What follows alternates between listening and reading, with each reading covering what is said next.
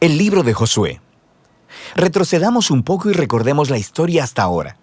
Dios eligió a Abraham y su familia se convirtió en el pueblo de Israel, que luego es esclavizado en Egipto. Así que a través de Moisés, Dios rescató a Israel de Egipto. Él hizo un pacto con ellos en el monte Sinaí y los llevó a través del desierto. Así que después de esto, Israel hizo campamento afuera de la tierra prometida, y Moisés les llamó a obedecer los mandamientos de Dios para que pudieran mostrarle a todas las otras naciones cómo es ese Dios. El libro de Josué continúa justo después de que Moisés ha muerto, e Israel está listo para entrar a la tierra. La historia de Josué está diseñada con 4 movimientos principales. Primero, Josué guía a Israel a la tierra prometida. En segundo lugar, una vez que están ahí, se enfrentan con toda la hostilidad de los cananeos y entran en batalla con ellos. En tercer lugar, después de sus victorias, Josué divide la tierra prometida como herencia para las 12 tribus. Y en último lugar, el libro concluye con unos discursos finales que Josué da al pueblo. Profundicemos y veamos cómo fluye todo esto. La primera sección inicia con la muerte de Moisés y Josué es nombrado el nuevo líder de Israel. Y el autor intencionalmente presenta a Josué como el nuevo Moisés. Así que al igual que Moisés, Josué llama al pueblo a obedecer la Torá, esto es los mandamientos del pacto que les fueron entregados en el monte Sinaí. Y luego, Josué envía espías a la tierra, justo como Moisés lo hizo en Números capítulos 13 y 14, excepto que esta vez las cosas van mejor. De hecho, algunos cananeos incluso cambian de religión y deciden seguir al Dios de Israel. Luego, Josué lidera a todo Israel a través del río Jordán hacia la tierra prometida. Justo como el mar se abrió para Moisés en el Éxodo, aquí también se abre el río Jordán y los sacerdotes llevan el arca del pacto a través de él, guiando a todo Israel. Ahora, en el capítulo 5, la historia hace una transición. El pueblo mira hacia atrás y examina sus raíces como el pueblo del pacto de Dios. Así que la nueva generación es circuncidada y celebra su primera Pascua en la tierra. Luego, ellos se preparan para seguir hacia adelante. Y Josué tiene un extraño encuentro con un misterioso guerrero, quien resulta ser el ángel capitán del ejército de Dios. Y Josué le pregunta, ¿eres de los nuestros o de nuestros enemigos? Y el guerrero le responde, de ninguno de los dos. Lo que nos muestra que la verdadera pregunta es si Josué estaba del bando de Dios. Esto deja claro que esta historia no se trata de Israel contra los cananeos. Más bien, esta es la batalla de Dios contra los cananeos, en la cual Israel va a jugar el rol de espectador o en ocasiones de participantes en el plan de Dios, lo que nos lleva a la siguiente sección. Encontramos historias acerca de todos estos conflictos que Israel tuvo con diferentes grupos cananeos, y la primera parte cuenta en detalle la historia de 2 batallas. Y esto es seguido por una serie de historias cortas que condensan en breves resúmenes años de batallas. Entonces, las primeras 2 batallas son contra Jericó y contra Ai, y estas ofrecen una imagen contrastando la fidelidad de Dios contra el fracaso de Israel. En Jericó, Israel debe tener un enfoque completamente pasivo.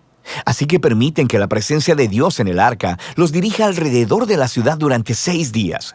Y justo como Rahab se volvió al Dios de Israel, tal vez el pueblo de Jericó haría lo mismo, pero no lo hacen. Así que en el 7º día, los sacerdotes tocan las trompetas y los muros caen, produciendo la victoria de Israel.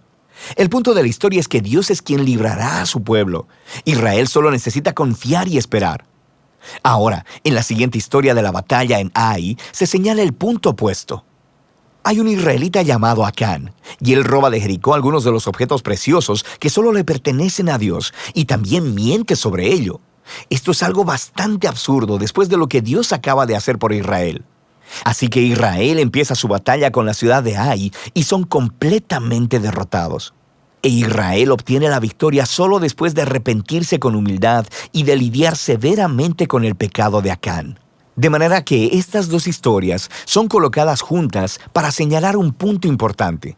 Si Israel va a heredar la tierra, deben ser obedientes y confiar en los mandamientos de Dios. Ellos no recibirán un trato especial. La segunda parte de esta sección comienza con los Gabaonitas, un pueblo cananeo. Y ellos hacen justo lo que Rahab hizo, volverse al Dios de Israel y hacer paz con Israel. Esto contrasta con los otros reyes cananeos, quienes empiezan a hacer alianzas y coaliciones porque quieren destruir a Israel. Así que Israel lucha contra ellos y los vence aplastantemente.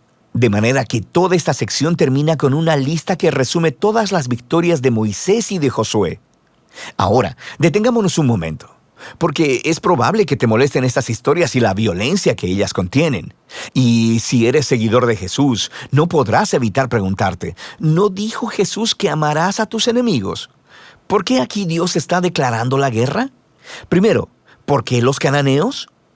Las razones principales se nos dan con anterioridad en la historia bíblica. Porque la cultura de los cananeos se había vuelto moralmente corrupta en extremo, especialmente con respecto al sexo. Mira Levítico capítulo 18. Además, también practicaban ampliamente el sacrificio de niños. Mira Deuteronomio capítulo 12. Dios no quería que estas prácticas influenciaran a Israel, así que los cananeos debían ser destruidos, lo cual genera una segunda pregunta.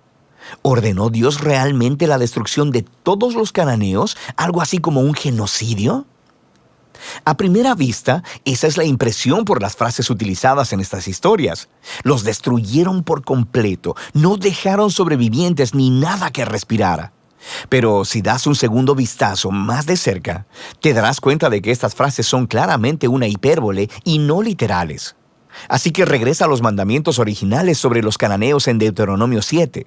Primero se le dice a Israel que expulsen a los cananeos y luego que los destruyan totalmente. Y estas instrucciones están seguidas de mandamientos sobre no casarse ni hacer negocios con ellos. No puedes casarte con alguien que has destruido, así que ya entiendes el punto. La misma idea aplica a las historias en Josué. Míralas de cerca.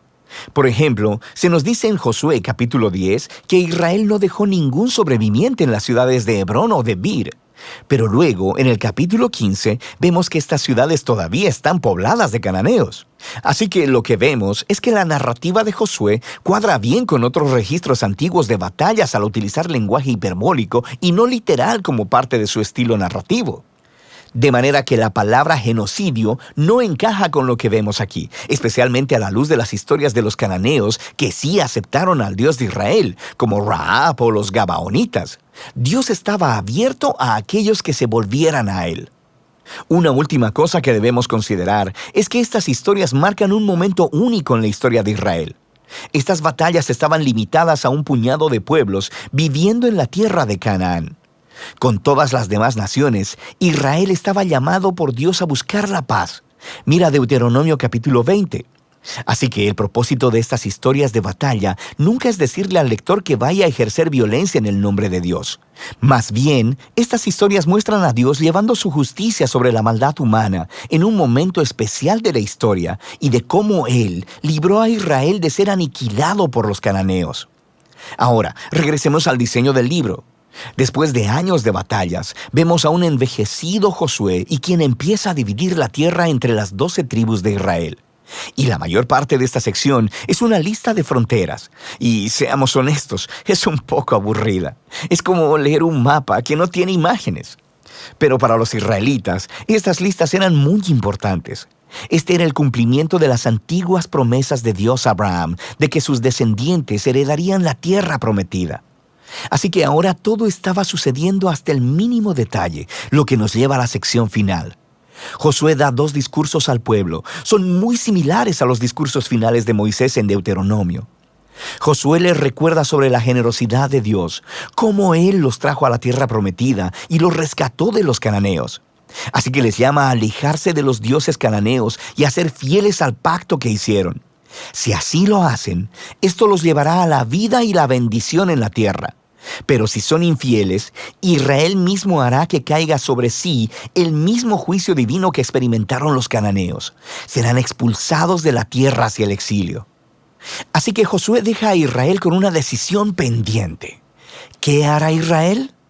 Esta es la gran pregunta que surge mientras la historia termina. Y este es el libro de Josué.